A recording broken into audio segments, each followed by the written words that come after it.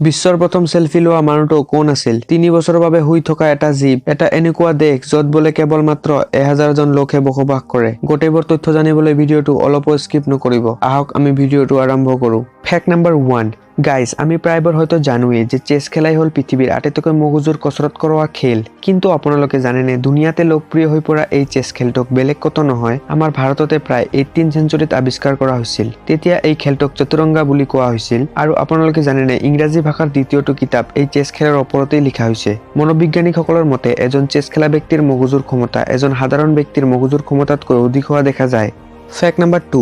Guys, টোপনিটো পৃথিৱীত পোৱা আটাইবোৰ জীৱেই লয়, কিন্তু আপুনি জানেনে পৃথিৱীত এটা এনেকুৱা জীৱ আছে যিয়ে প্ৰায় 3 বছৰৰ বাবে টোপনি যাব পাৰে। হয়, আপুনি দেখা পোৱা এই শামুকটোৱে পৃথিৱীত পোৱা একমাত্ৰ জীৱ যিয়ে প্ৰায় 3 বছৰলৈকে টোপনি যাব পাৰে। দৰাচলতে এই জীৱটোক জীয়াই থাকিবৰ বাবে পানী আৰু ময়শ্চাৰৰ প্ৰয়োজন হয়। যদি কিবা কাৰণত জলবায়ু শুকান হৈ পৰে তেতিয়া ই জীয়াই থাকিবৰ বাবে প্ৰায় 3 বছৰৰ বাবে শুই দিয়ে। লগতে ই ইয়াৰ শৰীৰৰ পৰা এটা তৰল জাতীয় পদাৰ্থ নিঃসৰণ কৰে যাতে ইয়াৰ সহায়ত ই ইয়াৰ শৰীৰটোক তিতা কৰি ৰাখিব পাৰে।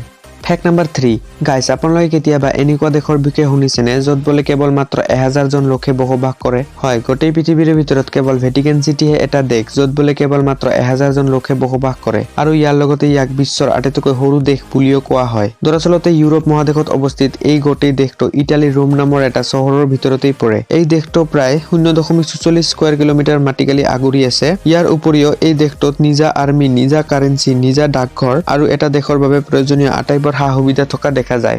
Fact number 4। গাইজ, আমি জনামতে পৃথিৱীতে থকা আটাইবোৰ দেশে নিজে নিজাকৈ একোটা জন্তুক ৰাষ্ট্ৰজন্তু হিচাপে মানি লৈছে। কিন্তু আপুনি জানেনে স্কটলেণ্ডৰ ৰাষ্ট্ৰজন্তু যাক ইউনিকৰ্ন বুলি কোৱা হয় আচলতে এই পৃথিৱীত এক্সিষ্টে নকৰে, কাৰণ এই জন্তু বা প্ৰাণীটোক আজিলৈকে কোনেও কেতিয়াও সঁচাকৈ দেখিয়ে পোৱা নাই। এই কাল্পনিক জন্তুটোৰ উদাহৰণ কেৱল মাত্ৰ কাল্পনিক কাহিনী আৰু কাল্পনিক কিতাপবোৰতে পোৱা যায়। কিন্তু স্কটলেণ্ডৰ লোকসকলে কয় যে এই জন্তুটো বোলে আজিও পৃথিৱীত থকা গভীৰ হাবিবোৰৰ মাজত অৱস্থিত আছে। Fact number 5। গাইজ, আমি সকলোৱে জানো যে এদিনত 24 ঘণ্টা হয় আৰু এই 24 ঘণ্টাকে 12 ঘণ্টাক AM-ত আৰু 12 ঘণ্টা PM-ত ভাগ কৰা হৈছে। কিন্তু আপুনি কেতিয়াবা ভাবিছেনে এই AM আৰু PM নো আচলতে কি? এই AM আৰু PM যাক আমি নাম্বাৰছৰ পিছত ব্যৱহাৰ কৰোঁ, এই শব্দটো আচলতে লেটিন ভাষাৰ পৰাই আহিছে, যাৰ AM-ৰ ফুল ফৰ্ম হ'ল এণ্টি মেৰিডিয়ান, যাৰ অৰ্থ হ'ল দুপৰীয়া 12 বজাৰ আগৰ সময়, আৰু PM-ৰ ফুল ফৰ্ম হ'ল পোষ্ট মেৰিডিয়ান, যাৰ অৰ্থ হ'ল দুপৰীয়া 12 বজাৰ পিছৰ সময়। Fact number 6।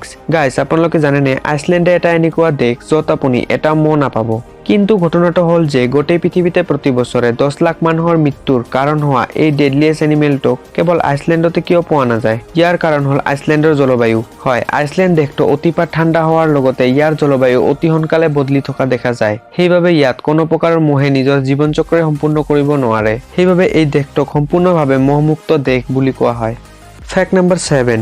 গাইজ, আজিকালি দিনত সেলফি উঠাটো প্ৰায় সকলোৰে মাজত এক ট্ৰেন্ড হৈ পৰিছে। কিন্তু আপুনি জানেনে বিশ্বৰ প্ৰথম সেলফি কোনে, কেতিয়া আৰু ক'ত লৈছিল? যদি নাজানে তেনেহলে জানি লওক।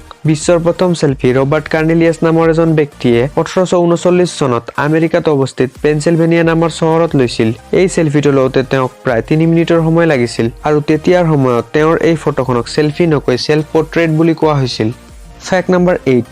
গাইজ, আপোনালোকে হয়তো নিশ্চয় জানে যে পৃথিৱীত বাস কৰা আটাইবোৰ জীৱৰে কেৱল এটাই মগজু আৰু এটাই হাৰ্ট হয়। কিন্তু আপোনালোকে জানেনে অক্টোপাছে পৃথিৱীত পোৱা একমাত্ৰ জীৱ যাৰ 9টাকৈ মগজু আৰু 3টাকৈ হাৰ্ট আছে। ইয়াৰ উপৰিও অক্টোপাছে এটা এনেকুৱা জীৱ যাৰ তেজৰ ৰং নীলা হোৱা দেখা যায়। হয়, গোটেই পৃথিৱীৰ ভিতৰত পোৱা আটাইতকৈ সৰু অক্টোপাছটোৰ নাম হ'ল উল্ফি অক্টোপাছ।